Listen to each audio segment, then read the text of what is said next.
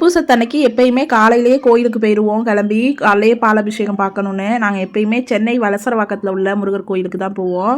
நாங்கள் கோயிலுக்கு போகிற வழியில் இன்னொரு கோயிலில் வேலாபிஷேகம் வாசலில் வச்சு பண்ணிக்கிட்டு இருந்தாங்க. நான் இது வரைக்கும் வேலாபிஷேகம் பார்த்ததே இல்லை. அது பார்த்தது ரொம்ப என்னமோ ஒரு திருப்தியாக இருந்துச்சு.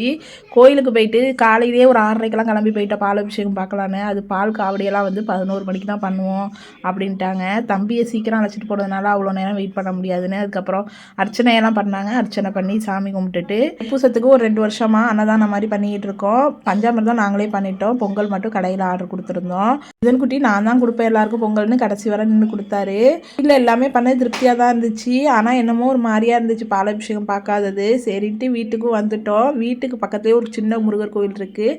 அங்கே எனக்காகவே வெயிட் பண்ணி பாலாபிஷேகம் பண்ண மாதிரி அந்த டைமில் பண்ணாங்க. அது பார்த்தோன்னே எனக்கு நல்ல திருப்தி ஆகிட்டு சீக்கிரம் எழுந்திரிச்சு கொஞ்சம் டயர்டாக தான் இருந்துச்சு. அதனால் ரொம்ப சிம்பிளாகவே சாப்பாடு செஞ்சு சாமி கும்பிட்டுட்டு அதுக்கப்புறம் சாப்பிட்டோம்.